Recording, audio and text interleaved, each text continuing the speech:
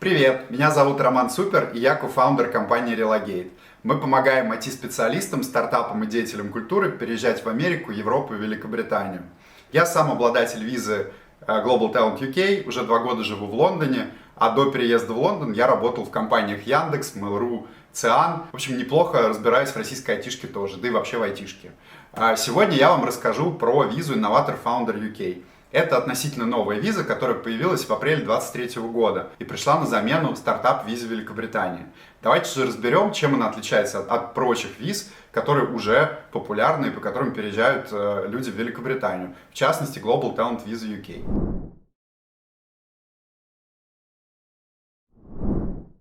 Первое, самое крутое преимущество инноватор визы, инноватор фаундер визы, это то, что она, как и виза Global Talent, дает максимально короткий трек до ПМЖ и британского гражданства.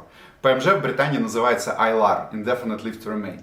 И в рамках инноватор фаундер визы вы можете получить ПМЖ по истечению 3 лет. Это ровно столько же, сколько и по Exceptional Talent, это подкатегория визы Global Talent UK. Кроме всего прочего, по этой визе могут подаваться до 3 фаундеров. То есть это означает, что в рамках одного проекта, в рамках одного кейса визы могут получить 3 человека. Это хорошая возможность сэкономить на подготовке кейса, но опять же не нужно придумывать кучу бизнесов, достаточно одного. А еще по этой визе можно перевести семью. И понятно, что под семьей понимается партнер и дети, но круто, что партнер обладает всеми теми же самыми правами, что и основной обладатель визы, а еще партнер может работать на территории Великобритании. А еще эта виза не требует никакого успешного трека в карьере. То есть фактически вы можете быть новорожденным в плане бизнеса, это может быть вообще ваш первый проект. Вам не нужно показывать опыт работы в больших компаниях, вам не нужен публичный профиль. Достаточно, чтобы у вас была идея бизнеса или MVP, какой-то минимальный функционал вашего сервиса или продукта. А может быть, у вас уже есть большой бизнес, который работает за территорией Великобритании. И еще супер круто то, что в рамках этой визы можно перевести с собой команду, потому что, получая визу Innovator Founder, вы открываете юрлицо в Великобритании. Спойлер, это совсем не сложно, это стоит 100 фунтов примерно и занимает час.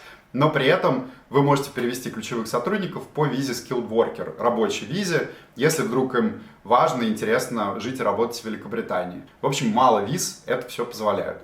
Давайте же разберем, как подготовить кейс, из чего он состоит и как выглядит вся процедура получения этой визы.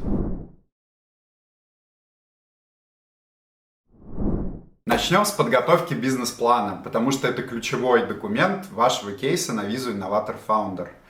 Первое, что важно понимать, это то, что ваш бизнес должен быть инновационным. Честно говоря, если в бизнесе есть какая-то IT-составляющая, чаще всего можно показать что-то инновационное. Какой-то новый метод расчетов, анализа данных, презентации этих данных. В общем, грамотная команда, если вдруг вы обратились к экспертам, совершенно точно поможет вам дотянуть идею вашего бизнеса до фактора инновационности.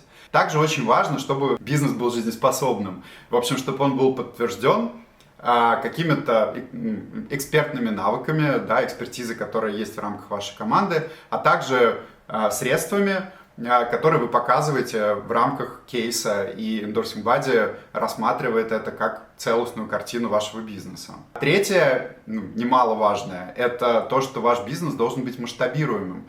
То есть в рамках маркетингового плана, который также входит в состав кейса, вы показываете, что вы понимаете, каким образом привлекать в бизнес новую аудиторию, как он будет расти с точки зрения доходов, доли рынка и всего прочего. То есть инновационность, масштабируемость и жизнеспособность. А еще очень важно, что если ваш бизнес связан с какой-то специфической технологией, например, облачные сервисы или ML или AI, важно, чтобы в вашей команде были люди, которые обладают этими компетенциями. Если это один из фаундеров, абсолютно прекрасно, он может быть техническим директором. Если никто из фаундеров не обладает технической экспертизой, вы должны показать, что у вас в команде есть такой человек. В общем, ничего сложного. Очень важно, чтобы фаундеры, которые подаются в рамках кейса, а я уже говорил, что их может быть до 3 человек, обязательно обладали какой-то функциональной ролью в рамках бизнеса. Ну, то есть это не может быть просто продажа проездного билета в вагоне, когда один из фаундеров, например, просто предоставил деньги и ничего в рамках бизнеса не делает. Ну, то есть так можно, но с большой вероятностью этот человек не получит визу, потому что, опять же, внутри кейса решение по каждому конкретному человеку принимается отдельно. Ну, то есть вероятность, что, например, 3 фаундерам, которые подавались, одобрили визу 2, а 1 не одобрили, потому что не нашли подтверждение того, что он каким-то образом может быть полезен этому бизнесу и что он сделает какой-то вклад в развитие этого проекта. Поэтому у каждого должна быть какая-то роль в бизнесе. В общем-то, это самое главное, и один из ключевых факторов, который отличает эту визу от стартап-визы, это то, что для проекта, для этого стартапа, который вы описываете в рамках кейса, нет минимального объема инвестиций. Раньше эта сумма была не меньше 50 тысяч фунтов, что в принципе не так уж и много, если бизнес действительно будет существовать и если команда будет в него что-то вкладывать. Но сейчас эта сумма не заявлена, и фактически тот уровень расходов, который вы показываете в первом году вашего финансового плана, должен примерно покрываться теми инвестициями, которые вы показываете на счетах одного из кофаундеров, либо в письме потенциального инвестора. Так тоже можно, при этом это письмо не является коммитом. Ну, то есть фактически любое физлицо, у которого на счету есть некая сумма, которая покрывает расходную часть вашего бизнес-плана на первый год, может написать: да, я Василий Петрович, я готов проинвестировать в компанию A вот такую-то сумму в случае необходимости. И никто потом не будет проверять, действительно ли Василий Петрович проинвестировал эту сумму в полном объеме. В общем, очень удобно. В процессе подготовки кейса вам нужно будет определиться с endorsing body. Всего их в Британии 4. Они больше всего похожи на акселераторы, но на самом деле правильное слово — ассессоры. Это компании, которые занимаются оценкой вашего кейса и выдают по нему финальную резолюцию. Их всего 4, некоторые из них частные, некоторые из них государственные. Хорошая новость в том, что они, в общем, довольно лояльные ребята, они находятся в контакте. Если вдруг в кейсе не хватает какой-то информации, они задают эти уточняющие вопросы, на них можно ответить. Так вот, услуги Endorsing Body платные. Это стоит 1000 фунтов на каждого фаундера. Напомню, что в рамках кейса их может быть до 3 человек. Вы должны будете оплатить услуги эндорсеров и услуги хоум-офиса. Про траты я расскажу в конце этого видео. Какие же документы требуются в рамках кейса Innovator Founder? Первое – это сам кейс, и он состоит из 3 основных частей. Это бизнес-план, он же финансовый план, где описываются все ваши ключевые показатели бизнеса в цифрах. Также это маркетинговый план, который описывает, каким образом вы будете масштабировать этот бизнес. И третье – это текстовое описание проекта, который подразумевает маркетинговый анализ, сравнение с конкурентами, описание позиционирования, в общем, и прочие всякие важные штуки, которые описывают ваш бизнес и дает эндорсеру представление, почему он является инновационным, почему очень важно, чтобы он был открыт на территории Великобритании, и как он встроится, собственно, в конкурентную среду. Помимо всего прочего, вам нужно будет сдать биометрию, вам нужно предоставить выписку со счета с подтверждением того, что за последние 28 дней у вас есть в пределах 2000 фунтов, это не очень большая сумма, там 1270 фунтов на основного заявителя, плюс небольшая, так сказать, доплата за жену и детей. Также вам нужно будет сдать тест на туберкулез и тест на английский язык. Это важное отличие, например, в рамках визы Global Talent UK не нужно сдавать тест по английскому, а вот для инноватора почему-то нужно. Почему, никто не понимает. Есть такой тест, он называется IELTS, он бывает академический, бывает неакадемический, тот, который не академический, попроще, и вот именно он вам и нужен. Вам нужно сдать на уровень B2, это самая низкая планка уровня Upper Intermediate, если я не ошибаюсь. В общем, это некий средний уровень английского, и в целом к нему довольно легко подготовиться, если вы хоть немножко знаете язык. Обычно любой репетитор может подготовить вас в течение 2-3 месяцев к этим базовым тестам. В общем, это не проблема. Ну и, кроме всего прочего, если вы собираетесь вести бизнес и жить на территории Великобритании, английский очень вам пригодится. Также вам потребуется оплатить страховку. Эту страховку нужно будет оплачивать уже после одобрения визы, и страховка нужна будет и вам, и вашим партнерам, которые переезжают в рамках кейса, и депендентам, ну то есть членам семьи. Как же получить ПМЖ по визе Novator Founder UK? Тут ключевой момент, что в рамках визы Global Talent оценивается ваш персональный опыт пребывания на территории Великобритании. Есть два ключевых критерия по ILR. Вы должны находиться на территории Великобритании большую часть года, то есть отсутствовать не больше 180 дней в год, плюс показать какие-то следы финансовой деятельности.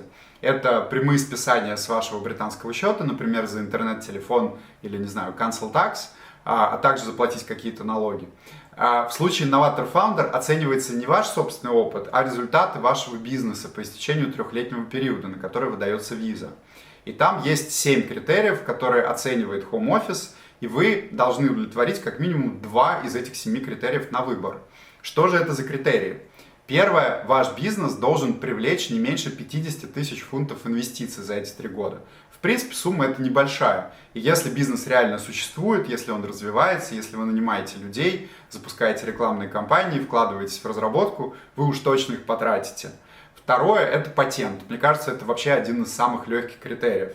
Если ваш бизнес технологичный, а он должен быть таким, вы можете запатентовать любую технологическую приблуду. Например, какой-нибудь метод ранжирования, обработки данных или там, методы работы с пользователями. В общем, патентуйте, и фактически квест пройден. Если 50 тысяч вы привлекли, патент у вас на руках, вы можете получить ПМЖ. Также вы можете нанять 5 сотрудников по пейроллам, причем эти сотрудники могут быть не резидентами Великобритании, и зарплата у них должна быть не меньше 25 тысяч фунтов в год. Либо вы должны нанять 10 сотрудников-резидентов Великобритании без ограничения по зарплате.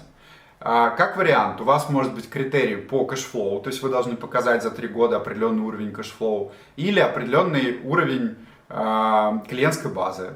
В общем-то, выбирайте, критерии удовлетворить несложно. Это либо финансовые показатели, либо инвестиционные показатели, либо найм сотрудников, либо какие-то бизнес-метрики вашего бизнеса. Вы можете определиться с этими критериями заранее в процессе работы в вашей компании в течение этих 3 лет, либо понять, по каким критериям вы хотите подаваться уже под конец, собственно, осознав, что у вас получилось. Еще важно, что депенденты, то есть ваша семья, которая переедет с вами, у них будет свой собственный индивидуальный трек, и он будет отличаться от вашего трека. Ну, то есть ILR они получат сами уже по факту пребывания в Великобритании. Ключевой вопрос. Важно ли, чтобы ваш стартап оказался успешным? И хорошая новость, нет, это не обязательно. Вы прекрасно знаете, какая статистика успешности стартапов, мне кажется, там 99%, наверное, в общем, закрываются по итогу. И у вас есть право на ошибку, у вас есть право на неудачу. Более того, в рамках своего трека 3-летнего вы можете сделать пивот, да, вы можете изменить параметры вашего бизнеса, и также по истечению 3 лет вы можете продлить эту визу в случае, если не удалось. Не шмогла, как в том анекдоте про лошадь. И в этом нет ничего предосудительного. Endorsing Body и Home Office абсолютно лояльны. Они могут продлить вашу Novator Founder визу, рассмотрев ваш новый бизнес-план, либо вы можете перевестись на другую визу, например, Global Talent, Skilled Worker, любую другую, и ваш путь в рамках Novator Founder и время проживания в Великобритании зачтется в рамках трека до ILR уже по другой визе. Чем мы можем вам помочь? Мы — это компания Relocate. Мы можем помочь вам практически во всем. Ну, то есть, начиная от самого раннего этапа формулирования бизнес-идеи, если вдруг у вас еще нет готового бизнеса, до, собственно, подачи документов. Так же, как показывает практика, в процессе обсуждения кейса, в процессе обсуждения вашего бизнеса рождается очень много инсайтов, потому что мы додумываем, докручиваем, доформулируем какие-то вещи, и часто они открывают какие-то новые ракурсы и горизонты, которые можно применять в работе. Кроме шуток, часто клиенты возвращаются к нам с благодарностью, потому что это был такой брейншторм, в рамках которого они подчеркнули какие-то новые идеи.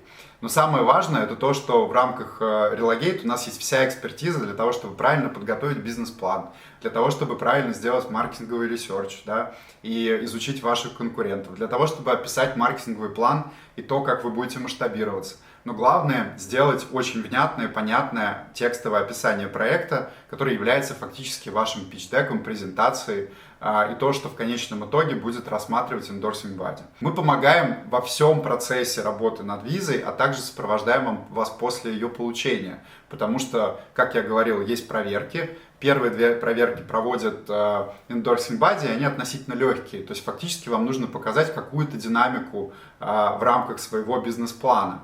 Вы, не знаю, там сделали каст-дев какой-то, да, вы запустили рекламную кампанию минимальную в Google AdWords, либо у вас появились первые клиенты, вы пропустили их через британское юрлицо. В общем, нужно показать, что хоть что-то делается в рамках плана, и вы хотя бы лежите в рамках этого направления. Третья проверка, ее проводит уже Home Office, и эта проверка более серьезная. Там действительно, в общем, оценивается весь ваш план, который вы презентовали в начале, и те результаты, к которым вы пришли. Но, по сути дела, вам не обязательно, чтобы бизнес выстрелил, чтобы он был абсолютно успешным. Важно, чтобы в рамках этого кейса вы получили ILR, то есть удовлетворили 2 из 7 критериев, про которые я говорил раньше. Ну, либо, если вы не смогли удовлетворить этим критериям, вы можете переформулировать бизнес-план, сделать пивот и продлить эту визу или получить какую-то другую. В общем-то, в этом плане все очень гибко и лояльно.